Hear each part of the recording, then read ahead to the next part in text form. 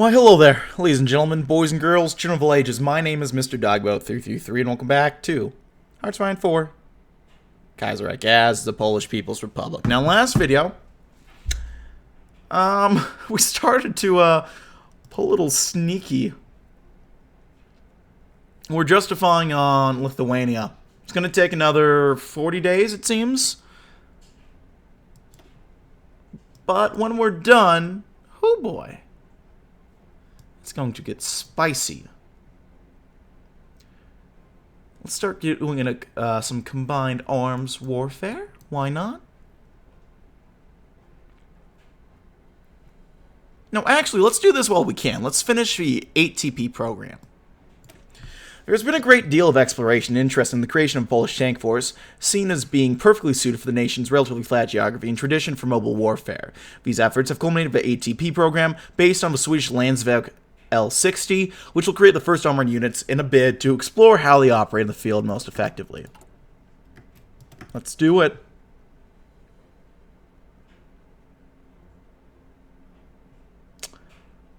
Okay, social support is actually much higher. So I'm curious what that is going to mean for us. Because social support is over. Is it going to tick down? Or is it just fine against Albania? I don't give a fuck about Albania. I wonder if this sticks down in like 10 days.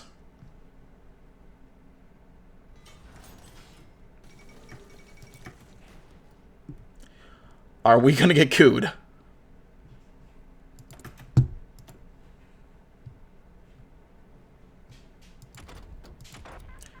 Ladies and gentlemen, the revolution will be televised. Actually, well, I don't think we have televisions. The revolution will be recorded, and then it will be televised. Oh, Jesus Christ, the Sydneys are fucking the Germans. It is not even fair. It is not even fair. Mexico's getting reamed, too.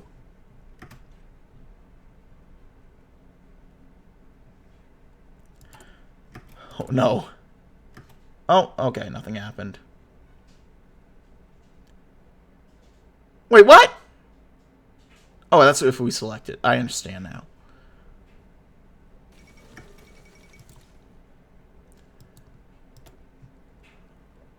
Wait. No, no, no!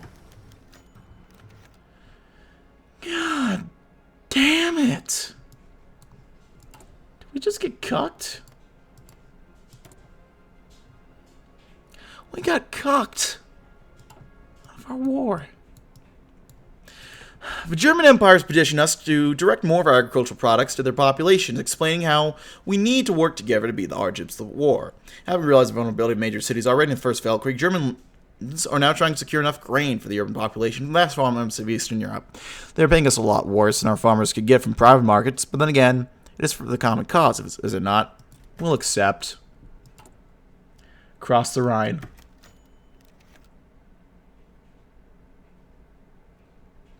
Now get the fuck out of here. We're not giving up our sovereignty.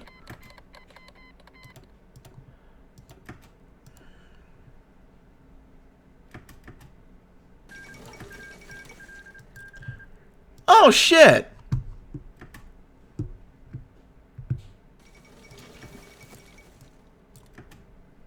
It's looking a lot better for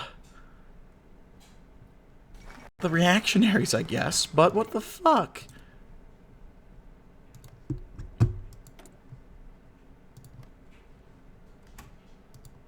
Okay, I was about to say, if we were just going to join the war willy-nilly.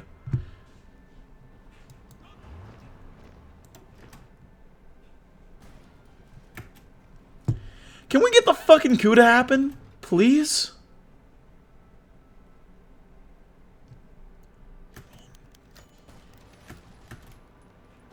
No, I refuse. They have crossed the Rhine. They have crossed the Rhine. I am mauling so hard right now. It is preposterous.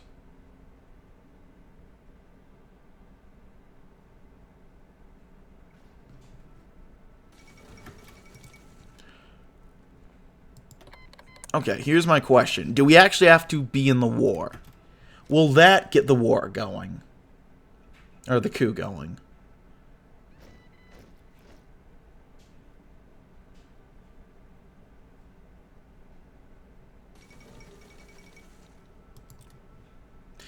Because, I hate to say it, gang.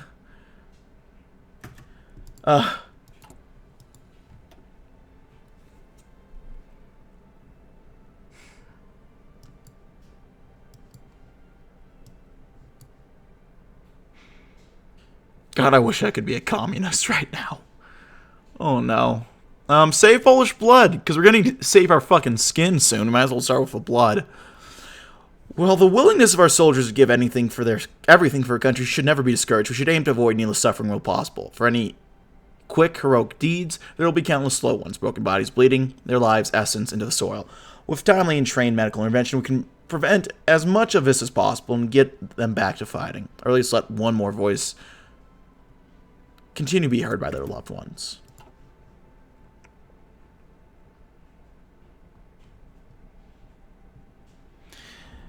This is a load of barnacles.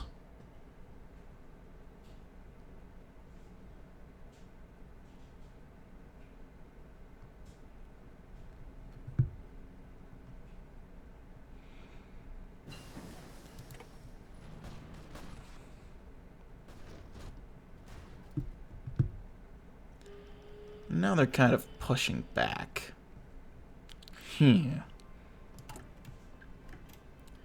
Come on, revolutionary mood, keep spreading. Oh. Oh, yes. Oh, yes. That's what I'm talking about. That's what I'm fucking talking about.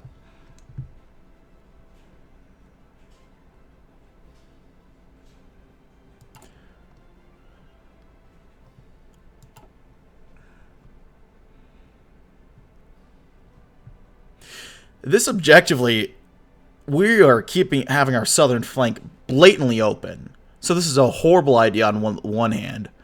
But on the other hand, do I really care? No. Even if we go down a blaze of glory, I think it's more or less going to be called for the Entente.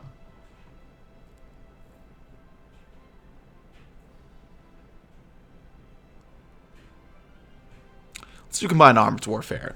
Finally, the Velkrieg saw a type of warfare far different from what had been seen at the beginning. While men marched across the field of France, we were no longer the only deciding factor. Above them, airplanes strafed and fought. Artillery behind the lines dueled with greater precision, range, and firepower than anything in 1914, while brutish metal beasts lumbered us alongside them. This will be the next war will be fought. We must be ready for it. Oh, there we go. Let's go ahead and do partial mobilization while we can.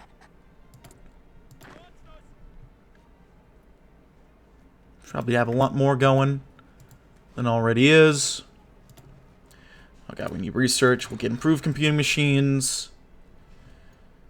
I don't know what to do from here. Recon companies?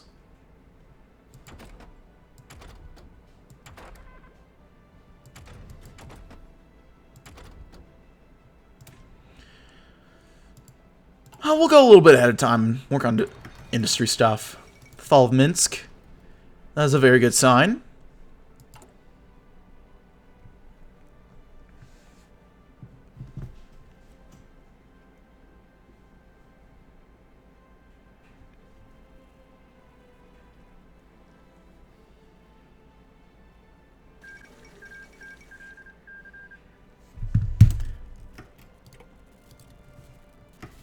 Well, the Ottomans are looking pretty thick.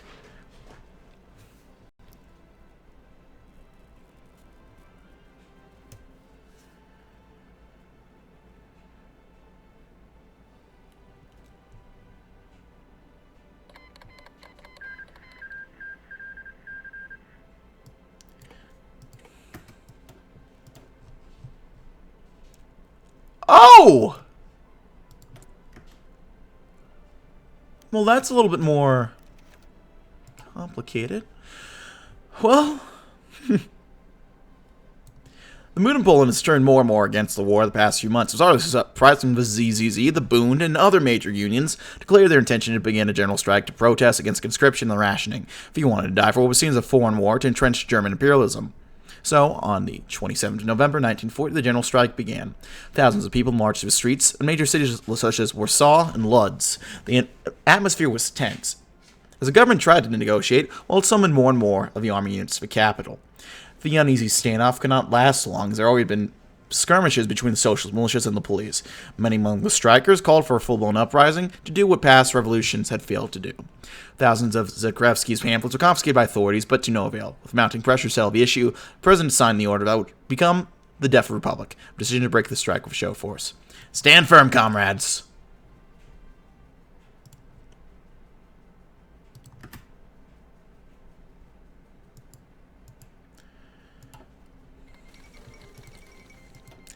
Really stand firm. We don't have much time.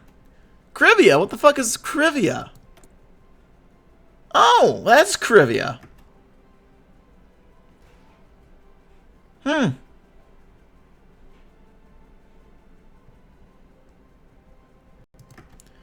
Sicily join a faction? They joined the Reichspakt. Okay.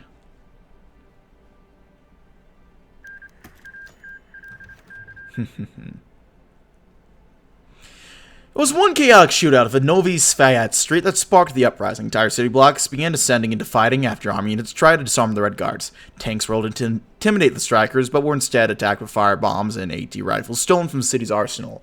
As Warsaw became engulfed in fighting, the citadel was taken over by its own mutinous garrisons. The more Polish units refused to take orders from the traitorous government and started a revolution. People's tribunals were formed to judge the traitors as the fighting began spread wider, taking the city by city. And in mere days, Poland was in flames. Large parts of the army moved to secure the border regions, some even continuing to the German side. There were calls to march west to the west to link up with Sindel's comrades in Western Europe, fighting both internal and external enemies. In the revolutionaries managed to keep their grip on the nation. An emergency session of some delegates cast to elect the chief of state to no avail. It mattered little. It was clear that the man in control was Kazimierz Zakrevsky, the head of the ZZZ, and by now the most prominent leader of a general strike. So begins yet another uprising.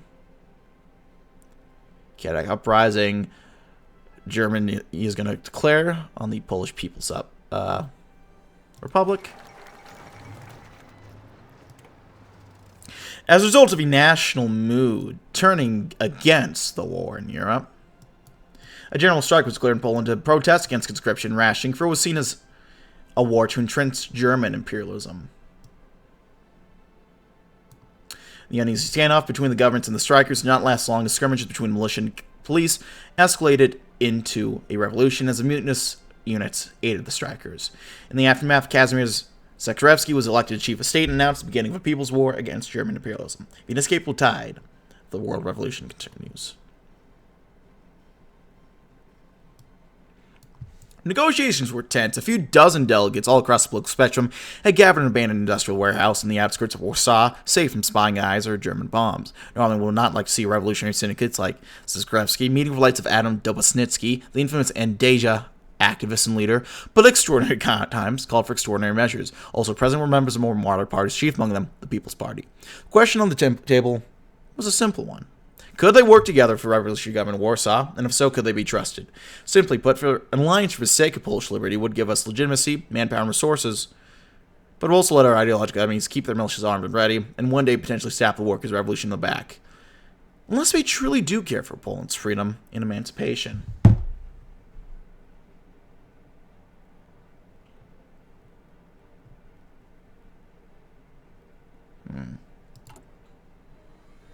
You know what? They've been traitors before. Why would that change? Okay, well, we need to get some generals assigned now.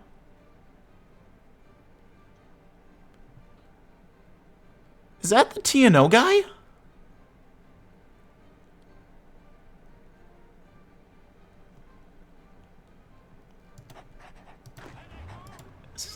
Is that a motherfucking TNO?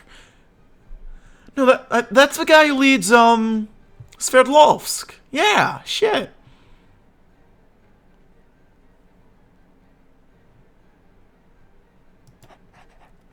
Okay, well, we got front lines we gotta get working against.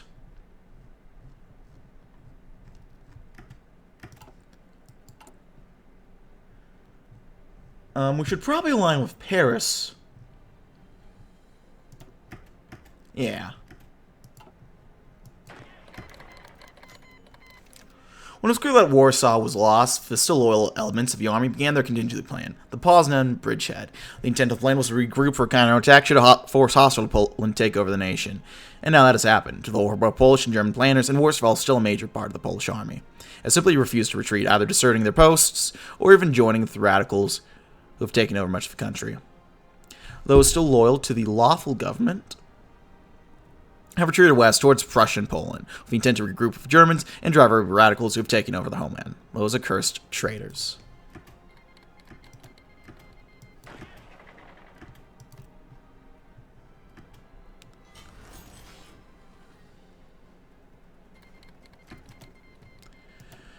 Who's all joined? Austria's not joined.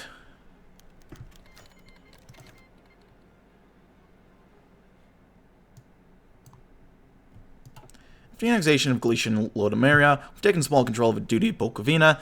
The treaty territory contains a small Polish minority, many Ukrainians, while the southern part of the duchy contains a large Romanian majority. The Romanian government has asked us to sell them Bukovina if I were to declare a willingness to pay a substantial sum of money. Do we have cores on this land?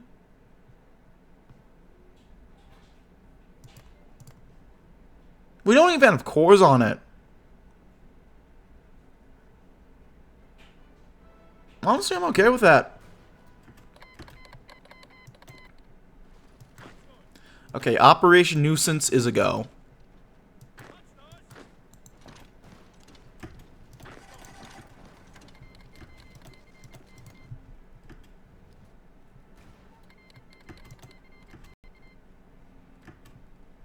I'll be honest, this is a little bit fucked.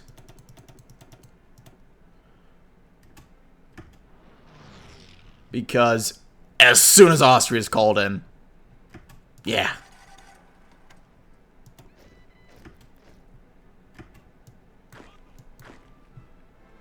Okay, here's what we're gonna do.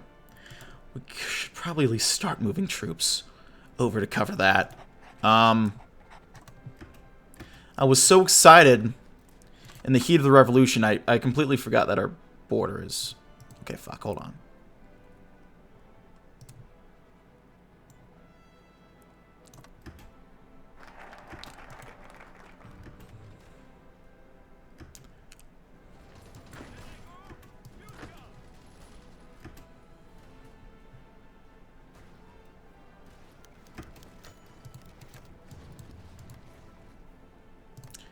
Austria at war with us. They are now officially at war with us. Polish army was designed as a tool of oppression. It was a twisted corpse of Josip Pilsudski's legions, there to uphold an illegal German puppet government and with the interests of landowners and corporatists. The army is all but broken, with many factions, desertions, and the total collapse of military organization. In its place, a truly revolutionary Polish army shall rise, born of peasants and workers, and guided by the belief of a free and independent Poland. Like our brothers in France and so many other nations, we have finally taken fate into our own hands for a better world and our sacred freedom.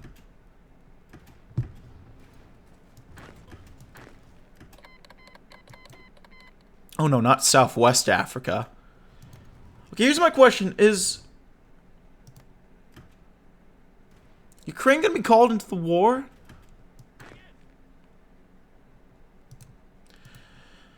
I'm probably going to regret doing this, but... Watch, I'm going to move these troops over.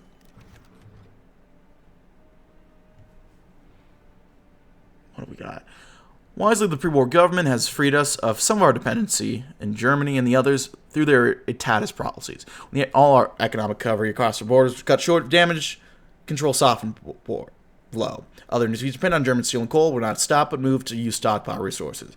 Our export industry has already been downscaled and refocused towards internal consumption and production from local materials. So the hit is not as bad as it could have been. Make no mistake, the situation is still grim. Poland simply has no access to many resources that are needed for a functioning modern economy. But we are not in immediate risk of budgetary collapse. For now. Enact war syndicalism.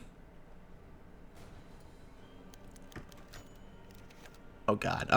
Already active in days of Weltkrieg, the Rifleman Association has been the school for the most brilliant scholars Poland has seen in the 20th century. Nominally apolitical societies focused on patriotic education, charity, and cultivating Polish culture alongside paramilitary training. Despite being used to spread the monarchy's propaganda in the past 2 decades, in its heart still a vanguard of Polish liberation, as first envisioned by Josip Pilsudski and Kazimierz Zakrewski. Arise, riflemen, once more for our liberty. Perhaps for the last time at this rate. Shit. Well, that is very annoying to see. That we're not having anyone...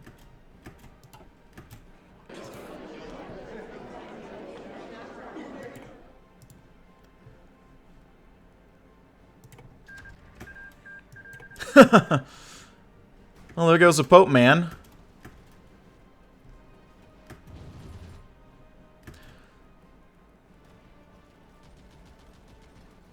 I mean, Poland's not yet lost, but it's probably going to be pretty soon. I'm not going to lie.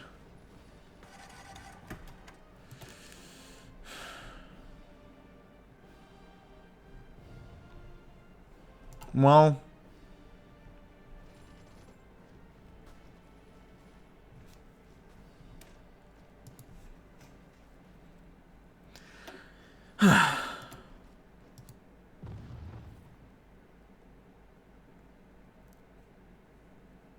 The revolution is the genocide. My execution will be televised. Don't cross me like Isaiah, that shit is ill-advised. Okay, we'll load back to the top of the month. And clearly we need to fuck off with that shit.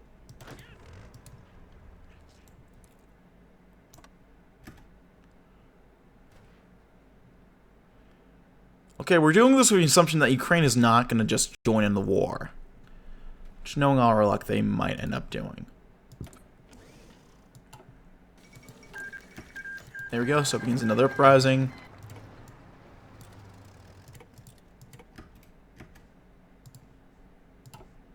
Reassign generals. This guy starts off wounded. Okay. It's kind of funny.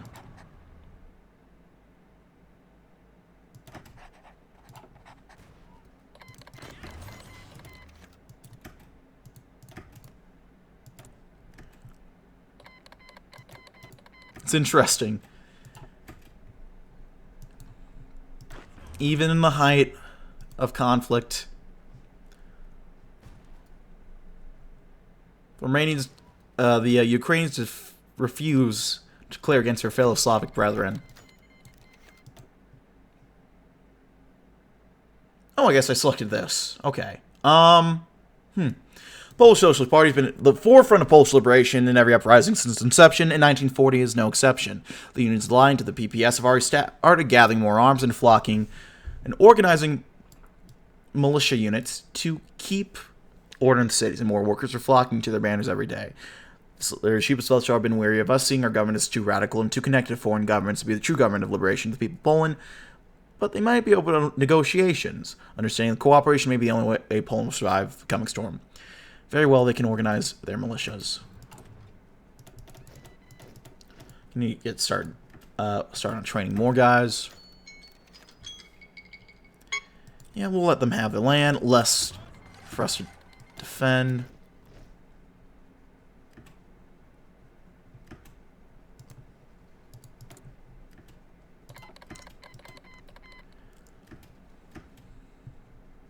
Honestly, as long as we stand tall... we'll need to align with Paris. Good thing I remembered to do that.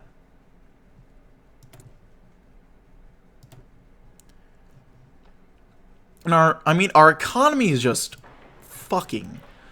Our economy fucks. I'm sorry, it doesn't fucking makes love.